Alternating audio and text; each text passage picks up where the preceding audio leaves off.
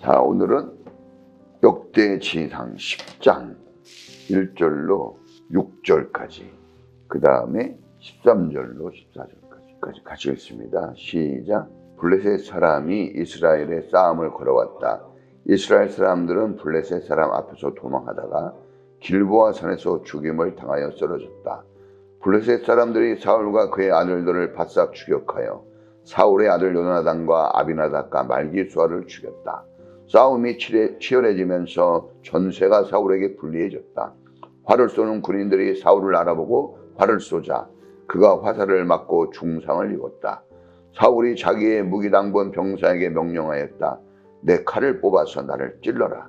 저 할례 받지 못한 이교도들이 나를 조롱하지 못하게 하여라. 그러나 그의 무기당번 병사는 너무 겁이 나서 찌르려고 하지 않았다. 그러자 사울은 자기의 칼을 뽑아서 그 위에 엎어졌다. 그의 무기당번 병사는 사울이 죽는 것을 보고 자기도 자기의 칼을 뽑아 그 위에 엎어져서 사울과 함께 죽었다. 사울이 그의 세 아들과 그의 온 가문이 함께 죽었다. 10절, 13절. 사울이 주님을 배신하였기 때문에 이렇게 죽었다. 그는 주님의 말씀을 지키지 않았고 오히려 점쟁이와 상의하며 점쟁이의 지도를 받았다. 그는 주님께 지도를 받으려 하지 않았다. 그래서 주님께서 그를 죽이시고 그의 나라를 이새의 아들 다윗에게 맡기셨다. 아멘. 자, 오늘은 사울 왕에 대해서 다시 한번, 이스라엘의 1대 왕이죠. 사울 왕이 죽음을 맞이하고 하나님이 기뻐하시는 다윗 왕에게로 그 왕권이 넘어가는 그 장면을 보여줍니다. 자, 역대지상은 족보 이야기를 계속하고 12지파 이야기를 계속합니다. 그러니까 이제 하나님께서 이 이스라엘의 시작이 하나님으로부터 시작되는 것이고 또 믿음의 시작이 하나님으로부터 시작되는 겁니다. 그래서 그 믿음의 가문을 이어가고 하나님이 선택한 그 가문의 이야기들을 쭉 나열하고, 그리고 특별히 사울 왕이 일대 이스라엘의 왕이 되어서 행한 일들, 그리고 제2대 왕 다윗에게로 그 왕권이 넘어가는 그 장면들을 보여주고 있습니다. 자, 성경은 하나도 버릴 것이 없는 진리의 말씀이고 하나님의 말씀입니다. 그래서 하나하나 기록된 의미가 있어요. 그 의미를 찾는 게 중요합니다. 사실보다 더 중요한 게 의미입니다. 의미. 해석이 중요한 거죠. 어떤 글이 써 있을 때 그것을 어떻게 해석하느냐 하는 게 되게 중요해요. 그래서 우리가 하나님의 말씀을 대할 때 이것을 기록하신 하나님의 의도가 무엇인지, 우리에게 왜 이런 말씀을 써주셨을까 하는 것을 우리가 깨달아 아는 것이 대단히 중요합니다. 자, 사울 왕이 블레셋과의 전쟁에서 패하고 이제 사울 가문이 문을 닫고 하나님이 예언한 말씀이 또 새롭게 시작되는 모습을 보입니다. 사울 왕이 하나님의 은혜로 높이 들림을 받습니다. 자, 베냐민 지파, 12지파 중에서도 12지파 나오죠. 가장 작은 지파예요. 막내 지파. 그 중에서도 기스의 아들 사울이에요. 기스는 그 가문에서도 제일 작은 자라고 했습니다. 조건으로는 왕이 될 자격이 안 됩니다. 그러나 하나님이 그를 높이셔서 이스라엘을 다스리는 목자의 자리, 왕의 자리까지 높여주십니다. 하나님이 이렇게 높여주신 것은 이때 당시 사울이 은혜를 받을 그릇은 작았어도 은혜를 받은 그 은혜 덕분에 그런 것이죠. 하나님이 이 사람을 잘 키워서 쓰고 싶어 하신 겁니다. 그런데 사울이 왕이 된 이후에 돌변합니다. 돌변해요. 그러니까 우리가 상황과 환경과 조건에 좌지우지되면 안 된다는 말이 사울을 통해서도 배울 수 있는 게, 상황이 안 좋다고 믿음이 나빠지는 것도 아니고 상황이 좋아졌다고 믿음이 좋아지는 것도 아니에요. 사울이 낮은 자의 자리에서 높은 왕의 자리, 모든 것을 힘과 능력으로 다스릴 그 그 권한을 가지고 있습니다. 부족한 게 뭐가 있습니까? 그러니까 좋은 유리한 자리에 있는데 이상하게 믿음은 떨어졌어요. 사울이 망한 이유가 뒤에 나오는데 하나님을 배신합니다. 그리고 하나님 말씀을 지키지 않아요. 하나님보다는 사람의 말이나 점쟁이의 말에 더 귀를 기울입니다. 자, 하나님의 지도를 받기보다는 상황과 형편에 따른 그런 이기적인 방법들로 나라를 다스리려고 합니다. 그러니까 이 사울의 끝이 비참해졌습니다. 사울 왕이 이제 길보아 전투에서 블레셋과 싸웁니다. 블레셋은 이스라엘 지역에서 해변가에 가장 좋은 옥토의 땅을 가지고 있는 족속이에요. 거인 족속입니다. 다윗이 골리앗을 물리치는데 그 골리앗도 블레셋 사람이죠. 근데 이 전투에서 불리해진 거예요. 오늘 성경에 보니까. 그러면서 다 죽습니다. 사울 왕이 죽고 큰아들 요나단이 죽고 둘째 아들 누가 죽습니까? 이 아비나답이 죽고 말째 아들 말기수아가 죽어요. 그럼 이걸 뭘 얘기합니까? 장자로 그 왕권이 이어갑니다. 남자들을 통해서 아들들을 통해서 왕권이 이어가는데 전쟁에서 한 번에 다 죽었어요. 그러면 이제 이 가문이 문을 닫았다는 거예요. 더 이상 이제 왕이 세워질 수 없는 장면을 보여주는 거예요. 한 번에 끝내버린 거죠. 그렇죠? 만약에 사울만 죽고 아들이 살아 있었다면 그 아들이 왕권을 이어가겠죠. 그러나 하나님께서 사울을 버리고 하나님 마음에 맞는 이새의 아들 다윗에게 그에게 왕권을 물려준다고 하셨습니다. 그러니까 하나님의 말씀이 이렇게 정확하게 이루어지는 것을 볼 수가 있습니다. 근데 이 사울을 보면 사울이 죽기 전에 화살을 맞고 이제 곧 죽을 것 같아요. 그러니까 자기의 칼을 든 그 당벌한테 나를 찌르려고 그러는데 이스라엘에서 기름 부음 받은 자를 죽일 수는 없어요. 그 법이 위중합니다. 그러니까 왕이 하나님의 기름 부음을 받아서 왕이 된다는 것을 알아요, 사람들은. 그러니까 하나님이 세운 왕이기 때문에 함부로 할 수 없다는 걸 압니다. 그래서 다윗도 건드리지 않은 거예요.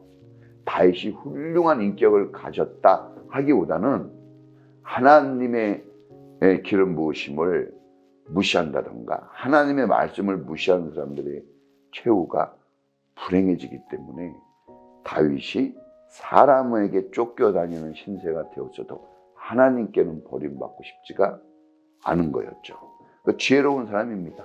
그래서 함부로 그렇게 대하지 않는데 이 칼 듣는 당병이 어떻게 자기 왕을 찔러 죽입니까? 부상을 입었다고. 그래서 그렇게 하지 않으니까 사울이 저 할례 받지 못한 자들에게 내가 죽는 게 수치스럽다고 자기 칼을 세우고 거기에 엎드려서 죽습니다.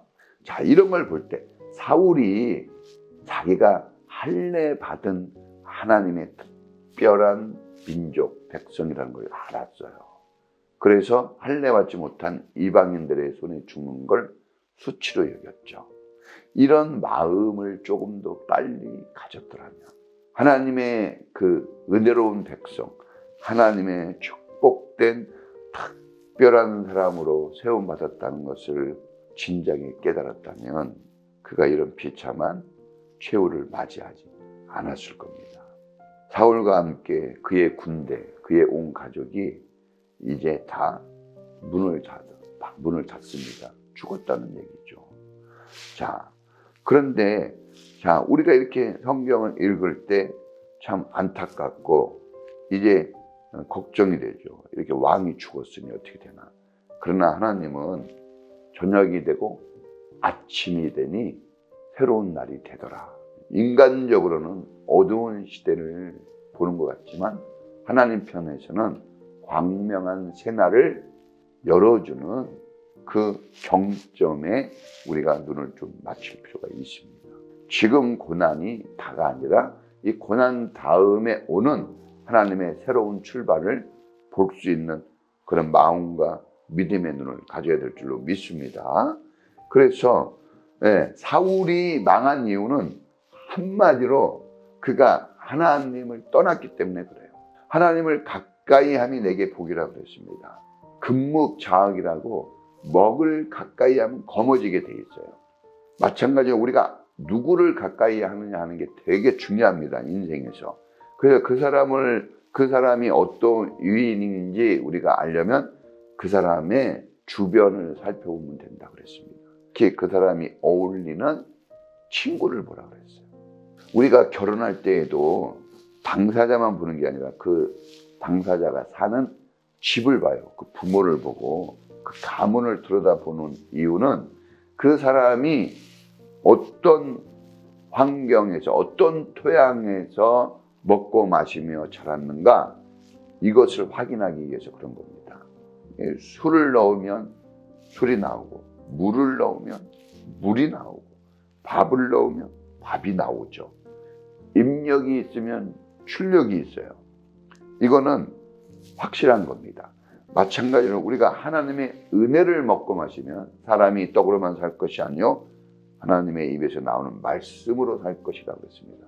그 한 영혼이 무엇을 먹고 마시며 무엇을 의지하며 자랐느냐에 따라서 욕망에 가득 찬 한 인간의 삶을 살 것인가 아니면 하나님이 말씀하신 내 마음에 합한 자 이세 아들 다윗을 만나니 내 마음에 꼭 든다 하는 말씀처럼 하나님을 기쁘시게 하는 하나님의 사람으로서 삶을 살 것인가. 출발은 비슷한 것 같은데 갈수록 그 간격이 벌어지는 거예요. 사울은 다윗과 같이 다윗과 사울의 처음 시작은 비슷한 것 같이 보여요. 그러나 세월이 흐를수록 쫙 벌어져서 만나기 어려운 지경까지 가버려요. 오늘 우리가 다들 이렇게 인생을 살아갈 때 다 똑같은 것 같고 뭐 별거 아닌 것 같지만 믿음의 길을 걷는 사람과 하나님을 떠난 사람의 삶은 얼마 가지 않아 확실하게 드러납니다. 한 사람은 멸망으로 한 사람은 영광으로 생명으로 가게 됩니다. 자, 우리가 우리 인생을 마음대로 할 수 없어요. 자동차는 우리가 운전대를 잡아서 내 마음대로 할 수 있지만 우리 인생은 우리가 운전대를 잡고 있지 못합니다. 우리가 착각하는 것 중에 하나가 내 인생이 내 것이라고 여기고 내가 운전해서 가는 것 같지만 내 마음대로 되는 게 어디 있어요? 그렇죠?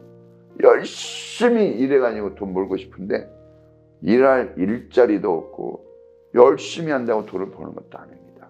간절히 원한다고 됩니까? 안 돼요. 내가 마음을 쏟아낸다고 달라지는 게 있습니까? 잘 안 됩니다. 왜 그럴까요? 그것은 우리가 노력을 게으리 했다라는 것보다 더 중요한 게 우리 인생의 운전대는 내가 잡고 있지 않아서 그런 겁니다. 그러니까 하나님이 잡고 있어요. 죽고 사는 게 하나님 손에 있다고 그랬습니다.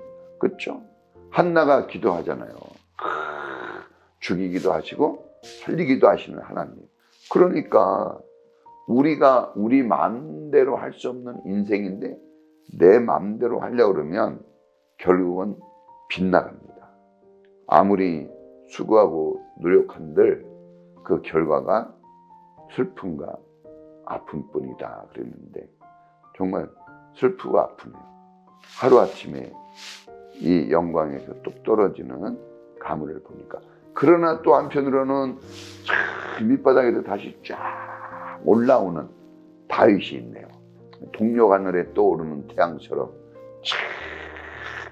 저 산을 넘고 바다를 지나 떠오르는 그 동력의 밝은 태양처럼 다윗이라는 새 인물이 올라옵니다. 중요한 것, 결론. 하나님은 사람을 통해서 하나님의 역사를 펼쳐가십니다.